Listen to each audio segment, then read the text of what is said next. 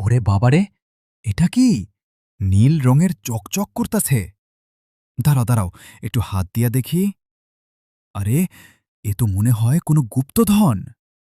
আলাদিনের চেরাগ নাকি রে ভাই? এই যে আমার বলদুট ভাই, দেখছো? তোমার ভাই কিন্তু ইতিহাস কাঁপায়ে দিছে আজকা। লকেটের গায়ে কি সব হিজিবিজি জ্যামিতির বাক্স আর হাঁস মুরগি আঁকা রাখছে। খাড়াও, একটু পইরা দেখি। কিংকং চিংচং, যে ধরবে এই লকেট, লকেটের গায়ে কি সব হিজিবিজি জ্যামিতির বাক্স আর হাঁস মুরগি আঁকা রাখছে। আইলশা, এটা কি হুল্লুম? ওরে বাবারে, পিরামিড দেখি কাঁপতাছে। ভূমিকম্প নাকি রে ভাই? আরে না না, ভূমিকম্প না।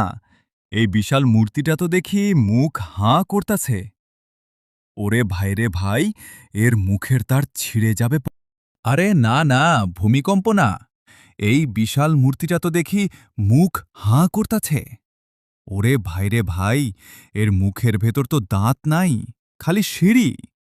মনে হইতাছে ইজিপ্টের রাজা আমার লাইগা স্পেশাল লিফটের ব্যবস্থা করছে। উঠ ভাই, আমি গেলাম। থুর, ওই বেকুব তো গুহার ভেতর গেল।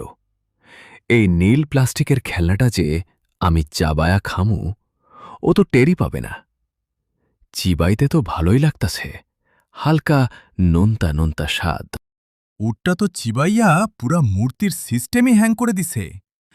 মূর্তি এখন একবার কান ঝাড়তাছে, একবার চোখ পিটপিট করতাছে।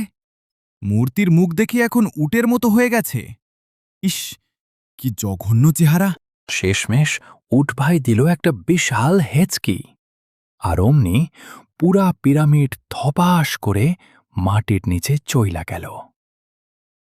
আর আমাদের হিরো সাহেব, সে তো পিরামিডের ভেতর বিরিয়ানি খুঁজতে গিয়ে নিজেই এখন মাটির নিচে বন্দী।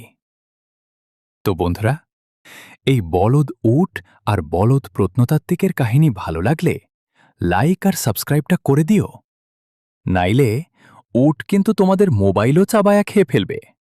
টাটা।